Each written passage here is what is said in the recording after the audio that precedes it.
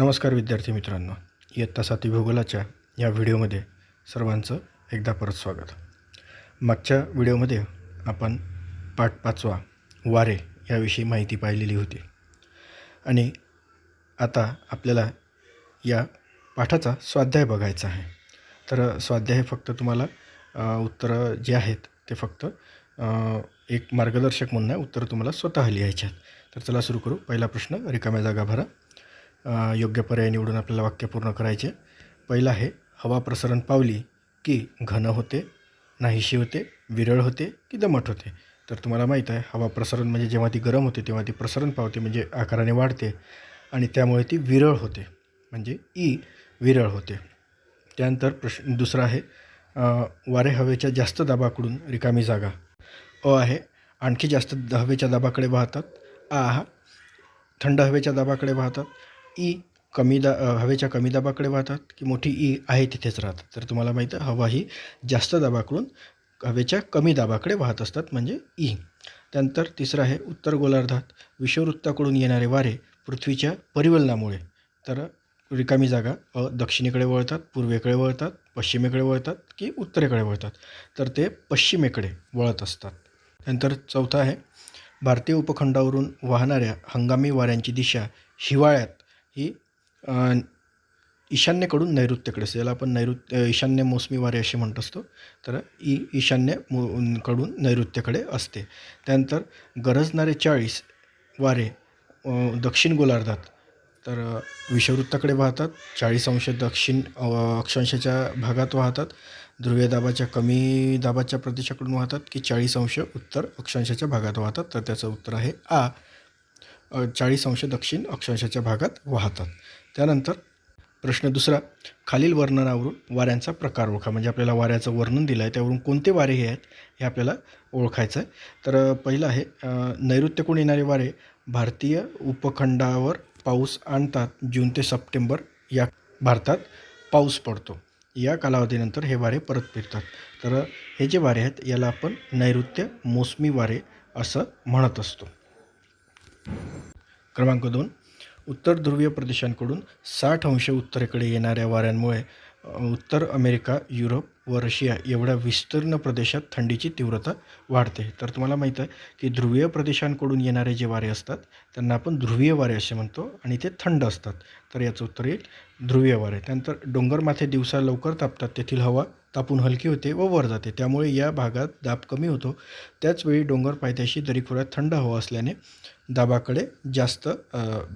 जास्त दाब असतो, तेथील हवा कमी दाबाकडे वाहते. तर हे जे वारे असतात डोंगर माथ्याकडे वाहणारे, दरीतून वाहणारे वारे, त्याला आपण दरीय वारे असं म्हणत असतो. डोंगर माथे त्या ठिकाणी जे वायुदाब आहे तो कमी असतो आणि दरीत जास्त असतो, त्यामुळे हे वारे दरीतून डोंगराकडे वाहतात. अशा वाऱ्यांना आपण दरीय वारे असे म्हणत असतो. नंतर प्रश्न तिसरा, पुढे हवेचा दाब क्रमवार मिलीबारमध्ये दिलेला आहे, त्यावरून आवर्त व प्रत्यावर्ताची आकृती काढा. पहिल्याच्यात आहे 990, 994, 996 आणि 1000 मिलीबार आणि दुसऱ्याच्यात 1030, 1020, 1010 आणि 1000 असे दिलेले आहेत. तर पहिली जी आकृती येईल ती आवर्तची येईल आणि दुसरी जी आहे ती प्रत्यावर्ताची येईल. तर ती कशा प्रकारे काढायची आहे हे तुम्हाला मी दाखवतो. पहिली आकृती ही आवर्तची आहे. 990, 994 बाहेरच्या बाजूला वायुदाब वाढत गेलेला आहे आणि मधलं जे त्याचं सेंटर जे आहे ते एल म्हणजे लो या शब्दाने दाखवलेलं आहे. त्या ठिकाणी आवर्त तयार होईल. आणि दुसऱ्या आकृतीमध्ये मिलीबार दिलेला आहे उतरत्या क्रमाने 1030, 1020, 1010 आणि 1000 आणि जे मध्य आहे सेंटर आहे ते एच म्हणजे हाय या शब्दाने दाखवलेलं आहे. तर अशा प्रकारची त्याची आकृती तुम्हाला काढता येईल. त्यानंतर प्रश्न चौथा, एकच भौगोलिक कारण लिहा. पहिला आहे, विषुववृत्ताजवळ हवेचा पट्टा शांत असतो. तर का शांत असतो? त्या ठिकाणी उष्णतामान वर्षभर जास्त असतं, त्यामुळे तिथे हवेची कोणतीही हालचाल होत नाही आणि हवेची हालचाल नसल्यामुळे त्या ठिकाणचा विषुववृत्ताजवळचा हवेचा पट्टा शांत असतो. त्यानंतर दुसरा आहे, उत्तर गोलार्धातील नैऋत्य वाऱ्यांपेक्षा दक्षिण गोलार्धातील वायव्येकडील येणारे वारे जास्त वेगाने वाहतात. तर तुम्हाला माहीत आहे, उत्तर गोलार्धात जास्तीत जास्त भाग हा जमिनीचा आहे आणि दक्षिण गोलार्धात जो भाग आहे तो जास्तीत जास्त समुद्राचा म्हणजे पाण्याचा आहे. त्यामुळे समुद्रापेक्षा जमिनीवरून येणारे वारे हे वेगाने येतात, कारण त्या ठिकाणी कोणत्याही प्रकारचे अडथळे नसतात. त्यामुळे उत्तर गोलार्धातील नैऋत्य वाऱ्यांपेक्षा दक्षिण गोलार्धातील वायव्येकडून येणारे वारे हे जास्त वेगाने वाहतात. त्यानंतर उन्हाळ्यातील मोसमी वारे समुद्राकडून, तर हिवाळ्यातील परतीचे वारे जमिनीकडून वाहतात. तर उन्हाळ्यात तुम्हाला माहीत आहे जमीन तापते, आणि जमीन तापल्यामुळे काय होतं की तिथला वायुदाब हा कमी होतो, आणि समुद्रावर त्यावेळी वायुदाब हा जास्त असतो. त्यामुळे वारे समुद्राकडून जमिनीकडे वाहतात. तर हिवाळ्यात काय होतं, हिवाळ्यात जमीन थंडी असते, त्यामुळे काय होतं की वायुदाब जास्त असतो, त्यामुळे वारे जमिनीकडून समुद्राकडे वाहत असतात. चौथा आहे वारे वाहण्यासाठी हवेच्या दाबामध्ये फरक असावा लागतो. कारण वाऱ्याची ही एक प्रवृत्ती आहे की ते जास्त दाबाकडून कमी दाबाकडे वाहत असते. म्हणजे वाऱ्याला वाहण्यासाठी त्याच्या जास्त दाब आणि कमी दाब असावा लागतो, तेव्हाच ते वारे वाहत असतात. म्हणजे वारे वाहण्यासाठी हवेच्या दाबामध्ये फरक असावा लागतो, कारण वाऱ्याची ती प्रवृत्ती आहे की जेव्हा वायुदाबामध्ये फरक असेल तेव्हाच वारे एका ठिकाणाहून दुसऱ्या ठिकाणी वाहतात.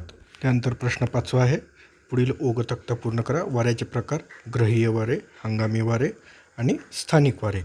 ग्रहीय वाऱ्याचे प्रकार पडतात पूर्वीय वारे, पश्चिमी वारे आणि ध्रुवीय वारे, म्हणजे जे पृथ्वीच्या जास्तीत जास्त भागावरून वाहतात. वाऱ्यांचा दुसरा प्रकार आहे हंगामी वारे. याचे 2 प्रकार आहेत, नैऋत्य मोसमी वारे आणि ईशान्य मोसमी वारे. हे 2 हंगामी वारे आहेत, म्हणजे एका खास ठराविक वेळेत आणि ठराविक ठिकाणी वाहणारे वारे. त्यानंतर स्थानिक वाऱ्यांचे खास 6 प्रकार दिलेले आहेत. पहिला आहे दरीय वारे, जे दरीकडून पर्वताकडे वाहतात. पर्वतीय वारे, जे पर्वताकडून दरीकडे वाहतात. आवर्त, ज्या ठिकाणी मध्यभागी कमी दाब असेल, आजूबाजूला जास्त दाब असेल ते आवर्त. प्रत्यावर्त, त्याच्या बिलकुल विरुद्ध, ज्यावेळी मध्यभागी जास्त दाब असेल आणि आजूबाजूला कमी दाब असेल त्यावेळेस मधून जे वारे आजूबाजूला वाहतात त्याला प्रत्यावर्त असं आपण म्हणत असतो. त्यानंतर मतलई वारे. मतलई वारे म्हणजे जमिनीकडून, म्हणजे किनाऱ्यावरून समुद्राकडे वाहणारे, जे दुपारी वाहतात ते वारे म्हणजे मतलई वारे. आणि खारे वारे म्हणजे जे समुद्रावरून जमिनीकडे वाहतात ते खारे वारे.